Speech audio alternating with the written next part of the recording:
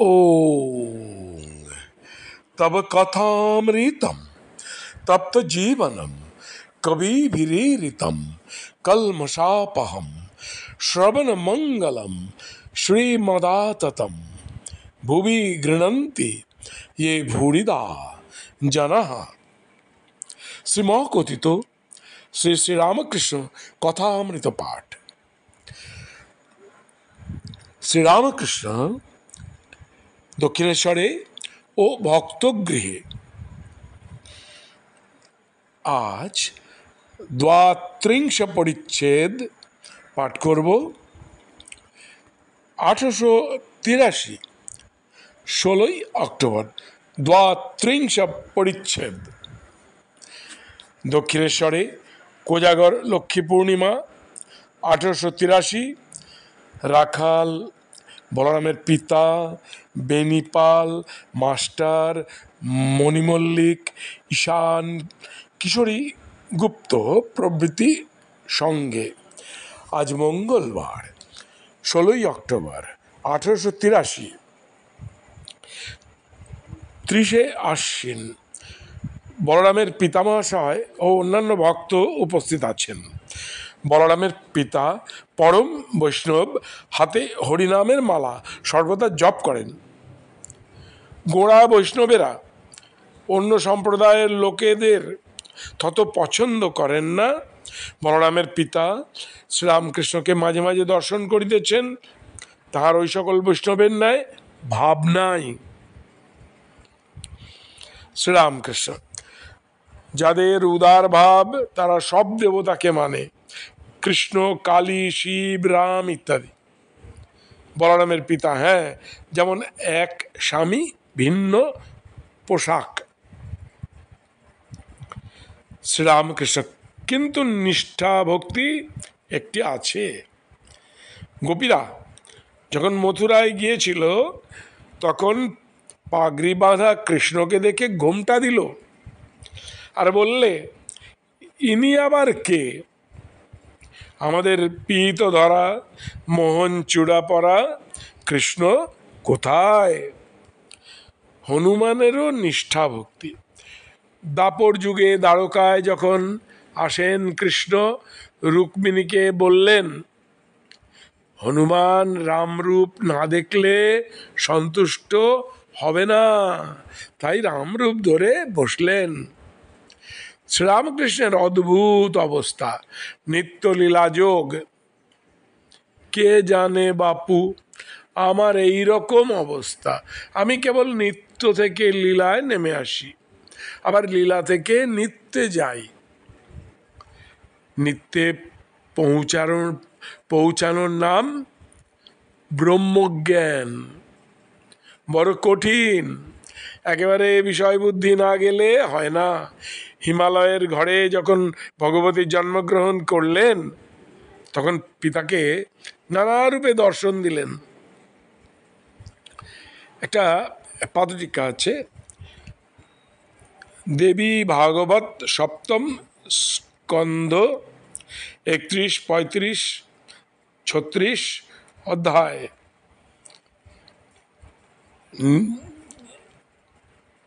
তখন পিতাকে নানা রূপে দর্শন দিলেন। হিমালয় বললেন, মা আমি ব্রহ্মদর্শন করতে ইচ্ছা করি। তখন ভগবতী বলছেন, পিতা যদি তা ইচ্ছা করেন তাহলে আপনার সাধুসঙ্গ করতে হবে। সংসার থেকে তফাৎ হয়ে নির্জনে মাঝে মাঝে সাধুসঙ্গ করবেন। সেই এক থেকেই অনেক হয়েছে, নিত্য থেকেই লীলা। এক অবস্থায় অনেক চলে যায়, আবার একও চলে যায়, কেননা এক থাকলেই দুই। তিনি যে উপমা রহিত, উপমা দিয়ে বুঝাবার জো নাই। অন্ধকার ও আলোর মধ্যে আমরা যে আলো দেখি সে আলো নয়, এ জড় আলো নয়। একটি আবার পদটিকা আছে, এ জড় আলো নয়, তৎ জ্যোতিষং জ্যোতিঃ তৎশুভ্রং জ্যোতিষং জ্যোতিস্তৎ যদাত্মবিত বিদুঃ। মণ্ডুকো উপনিষদ 2:2-9। আমরা যে আলো দেখি সে আলো নয়, এ জড় আলো নয়। আবার যখন তিনি অবস্থা বদলে দেন তখন লীলাতে মন নামিয়ে আনেন তখন দেখি ঈশ্বর, মায়া, জীবজগৎ তিনি সব হয়ে রয়েছেন। ঈশ্বর কর্তা তুমি ও তোমার। আবার কখনো কখনো তিনি দেখান তিনি এই সমস্ত জীবজগৎ করেছেন, যেমন বাবু আর তার বাগান, তিনি কর্তা আর তাঁরই এই সমস্ত জীবজগৎ, এরই নাম জ্ঞান। আর আমি কর্তা, আমি গুরু, আমি বাবা, এরই নাম অজ্ঞান। আর আমার এই সমস্ত গৃহপরিবার, ধন জন, এরই নাম অজ্ঞান। বলরামের পিতা বলছেন, বলরামের পিতা, আগে হ্যাঁ শ্রীরামকৃষ্ণ, যতদিন না তুমি কর্তা এইটি বোধ হয় ততদিন ফিরে ফিরে আসতে হবে, আবার জন্ম হবে। তুমি কর্তা বোধ হলে আর পুনর্জন্ম হবে না। যতক্ষণ না তুহু তুহু করবে ততক্ষণ ছাড়বে না। গতায়ত পুনর্জন্ম হবেই, মুক্তি হবে না। আর আমার বললেই বা কি হবে? বাবুর সরকার বলে এটা আমাদের বাগান, আমাদের খাট, কেদারা, কিন্তু বাবু যখন তাড়িয়ে দেন তার নিজের কাঠের, আম কাঠের সিন্দুকটা নিয়ে যাবার ক্ষমতা থাকে না। আমি আর আমার সত্যকে আবরণ করে রেখেছে, জানতে দেয় না। অদ্বৈত জ্ঞান ও চৈতন্য দর্শন। অদ্বৈত জ্ঞান না হলে চৈতন্য দর্শন হয় না। চৈতন্য দর্শন হলে তবে নিত্যানন্দ। পরমহংস অবস্থায় এই নিত্যানন্দ। বেদান্ত মতে অবতার নাই, সে মতে চৈতন্যদেব অদ্বৈতের একটি ফুট। চৈতন্য দর্শন কিরূপ? একবার চীনের সেলাই জেলে অন্ধকার ঘরে যেমন হঠাৎ আলো।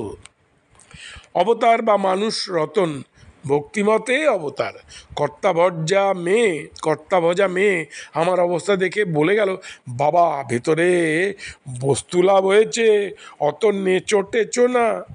আঙুর ফল তুলোর উপর যতন করে রাখতে হয়। পেটে ছেলে হলে শাশুড়ি ক্রমে ক্রমে খাটতে দেয় না।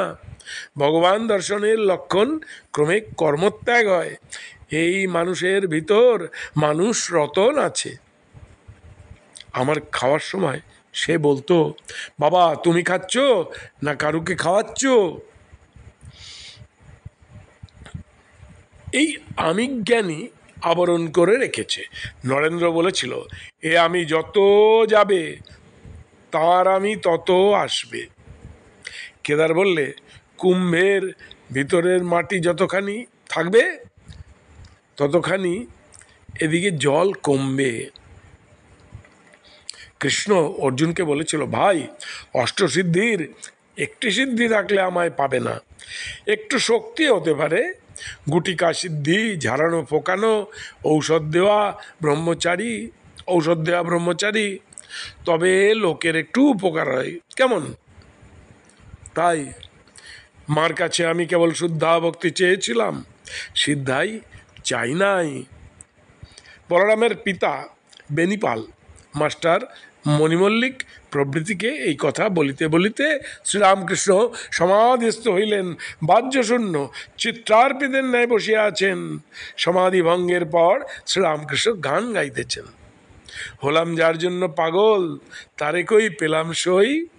এইবার শ্রীযুক্ত রামলালকে গান গাইতে বলিতেছেন। তিনি গাইতেছেন, প্রথমে গৌর সন্ন্যাস। কি দেখিলাম রে কেশব ভারতীর কুটিরে, অপরূপ জ্যোতি শ্রী গৌরাঙ্গ মূরতি, দুনয়নে প্রেম বহে শতধারে। গৌরমত্ত মাতঙ্গের প্রায় প্রেমাবেশে নাচে গায়, কভু ধরাতে লুটায়, নয়ন জলে ভাসে রে, কাঁদে আর বলে হরি। স্বর্গমর্ত ভেদ করি সিংহ রবে রে। আবার দন্তে তৃণলয়ে কৃতাঞ্জলি হয়ে দাস্য মুক্তি যাচেন দ্বারে দ্বারে। চৈতন্যদেবের এই পাগল প্রেমোন্মাদ অবস্থা বর্ণনার পর ঠাকুরের ইঙ্গিতে রামলাল আবার গোপীদের উন্মাদ অবস্থা গাইতেছেন। ধরো না রথচক্র, রথ কি চক্রে চলে, যে চক্রের চক্রী হরি, যাঁর চক্রে জগৎ চলে। গান নবনীরদ বরণ কিসে গণ্য, শ্যামচাঁদ রূপ হেরে, করেতে বাঁশি অধরে হাসি, রূপে ভুবন আলো করে। নমস্কার। আজ এই দ্বাত্রিংশ পরিচ্ছেদ পাঠ সমাপ্ত হলো। ওং নিরঞ্জনং নিত্যম অনন্ত রূপম ভক্তানুকম্পা ধৃত বিগ্রহং বৈ ঈশাবতারং পরমেশমিড্ঢম তং রামকৃষ্ণং শিরসা নমামঃ।